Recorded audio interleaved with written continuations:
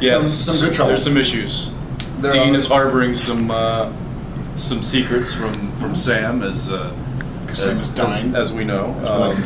As we like to do. Wants to do. We're just talking about that. There's a scene coming up in today, or is it today? Yeah, it's today's work, where something said like, well, you know, the brothers have each other, and that's what counts, right? And then it's like, yeah, but brothers are constantly lying to each other and like hiding stuff from each other. Yeah, that's what it is. There's a line later where it's talking about how the brothers comfort each other, and we're like, I don't know if the brothers necessarily comfort each other. They're kind of like pushing each other, killing each other, lying to each other, bringing each other maybe back. in fan fiction, but not. Not in the real world. Not in the real fake world of Supernatural. The real fake. Yeah, so I was really excited about the angel turn. Obviously, I thought that was kind of a cool, fun idea, and a fun way around that we haven't yet done. You know, we've had angels bring back, and we've had death bring back, and this and that. But to have an angel kind of embody Sam, I thought it was a fun, scary thing to play. So I was really excited about that. But that was the whole episode. We had Jim. We filmed that one third. That always confuses me. Or did we film it first this year? We filmed the second because there was some sort of an issue with the script. They were still tweaking it or something like that for the season premiere. So that's right. We ended up shooting the second one first, and then Who was in the? What all happens in the premiere? That's when Ezekiel, when you're in the coma. Yeah. And by the end of it, Ezekiel is taken over inside Sam. Oh yeah, and we're out. I beg your pardon. Believe me, that's been a running joke here on set. It's like, yeah, so the angel's in Sam, and then he pulls out and you're like, okay, can we just say the angel is like possessing Sam? Something. Not even that, please. No, that's been a kind of a little running gag this year. But that was the one, and it ends with us walking through the quad, right? The college campus quad. Yeah. With that being said, I mean, is he permanently gone, or will we see moments where maybe Ezekiel is still tweaking some things inside? Maybe we see Ezekiel for a long time. But inside Sam? Yes, through Sam. Yes, through Sam. I'm not sure what happens. I'm not sure what happens down the road. Through Sam, not inside through Sam. Yeah, I like it. We see Zeke through Sam. It's all the terminology. It's all little alternatives. But we do. Zeke stays around for a while. Sam is really, which I like also. It's not one of these. Well, it's fun for you as an actor, because all of a sudden you get to play. I mean, it's like one moment he's Sam, and then the next moment he's playing a completely different character. No. And then also the fact that it's not like Sam's better. You know, like okay, and hey, let's go. So I like that it's kind of a work in progress, and that slowly but surely Sam is hopefully healing, presumably. Or is it a work in progress? Exactly. Have had these ups and downs with their relationships throughout the years. What does this latest secret do to them in the Bachelor season 9 that you guys have filmed so far? Well, it's still a secret. Yeah. So it's obviously, I think when it comes to fruition, I think obviously Sam's not going to be happy. I mean, we see Sam with death. That's in the premiere, right? Yes. We see Sam with death, kind of making good with it. You know, kind of making the decision to finally go like, all right, I've done some good. Like I can walk away. You know, and Bobby telling him, you know, you've done your bit. Most people no one gets to leave a legacy like that. So be happy.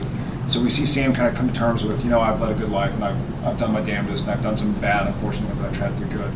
And so we see Sam come to a point where he's happy to move on.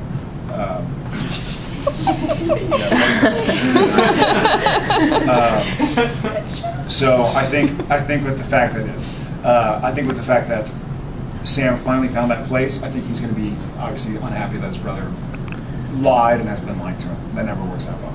What happens when the brothers are reunited with Cass? What's their relationship like at the beginning of the season? Well, a lot of it's going to depend on. Well, a lot of it depends on the state that Cass is in. Right. Because he's obviously in a completely different state. It's something that we're going to have to deal with. Something he's going to really have to deal with. He's got to come to terms with, you know, his kind of newfound situation. So it's Cass has always been a very useful tool for the boys. He is a tool. He is a tool, but useful. And you know, now there's a big change there. So he's gonna, in his adjustment, the boys are gonna kind of have to adjust to him and his situation as well, which makes for some interesting. And it's also literally not have the angel in our pocket. I mean, we have kind of an angel, but part of the deal that Dean makes very clear to Ezekiel is you're not just going to keep popping out. Like I don't want this to I don't want my brother to find out about this. I don't want to just like have you fix everything when it happens. We've got to just try and fix Sam and let's go forward. So we see that struggle for a few episodes, but then when do we first run into Cass? What's that? He gets, we run into him because he gets found. I'm trying to remember what episode, what season are we? You got to remember, we're shooting episode 8 right now. Yeah. So that's what I'm trying to figure out. Let's see. Yeah. So he runs into an issue with a female. Yes. And then I tell him to get his ass back to the bunker. That's right. But then because he's there, and because of what Sam's going through with his situation, there's a bit of a conflict there. And there's a big war in heaven, or not in heaven, but the war that was in heaven is now on earth and hardcore. And so there are factions of angels, obviously, that are out for Cass's head, that are out for hunting Ezekiel's Cass. head. And so I know Ezekiel probably feels that it's unsafe to have Cass around because if Cass is a beacon for angels that hate Cass, and then the angels show up, and Cass doesn't have the power that he needs to defend himself or protect himself or to protect us. So Dean literally has to sit down with him and be like, "You gotta go," and that then sends Cass out on his own to fend for himself, which we come to find out, I think last episode 7. We come to find out where he's been and what he's been doing, and that's pretty funny. Who's Dean leaning on through all this? Because he doesn't really have Sam to lean on like he might have in the past. Not the way he has, simply because of Ezekiel and what he's doing inside and what he's the work that he's doing within Sam, and that's it is a bit of an eggshell situation for Dean that he's not used to. Well, I say that he probably has at some point in the past 9 years. But yeah, as far as leaning on, he doesn't have Cass, and he doesn't have his brother to what's that? Yeah, in the classic sense. Jensen Ackles was lurking. In the bond,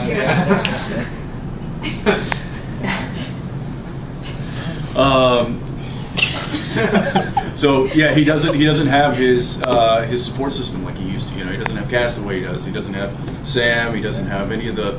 He's got his car. That's about it. He's got his car and his music. So it's been the beginning of the season has been a little difficult for him because he kind of feels like he's on an island of his own, and that's a situation that he doesn't like to be on. But there's a giant garage, which about time. I've been begging for that ever since we introduced them in letters, because it's like, come on, really? Just leaving the Impala parked out on the street, covering up with some bushes and stuff. So baby's finally got some place to sleep. That's right. And now we actually have a kitchen. We've got more bedrooms. We've got a computer room. They've expanded that set, which is great, because it's always fun when you can flesh something like that out. Yeah, and it's become a nice home for Jensen and Jared to like have wall filming. Well, for 9 years we've never really gotten used to being on a set, except maybe Bobby's house. But even still, they would make it. They would change Bobby's house into other locations for certain, like. True. You'd walk into Bobby's house, and on the outside of Bobby's house, but then the books would be gone and be turned into like a hotel room, or like, where are they going to buy this? And they'd obviously put all this addressing back. But this is nice to have something that I don't think the Middle Layers bunker is going to double as like a. Yeah, they're not going to be able to double that. They're not going to be able to double that. Hotel room. Thank God. So it's a really full standing set.